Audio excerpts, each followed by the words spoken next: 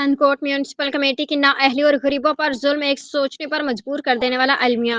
Kankot municipal committee और in charge encroachment का नया तरीका नोटिस देकर दोनों दुकानों से पैसे बटोरने का सिलसिला जारी।